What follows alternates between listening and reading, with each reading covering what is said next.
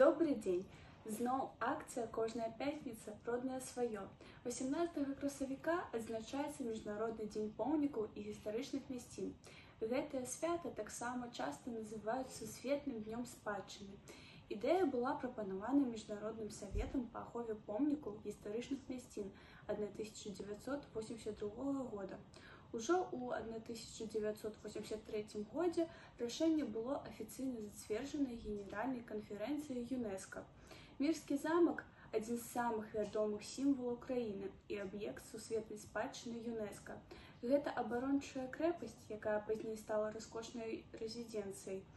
4 магутныя вежы вышынёй да 27 метраў, злучаныя тоўстымі сценамі.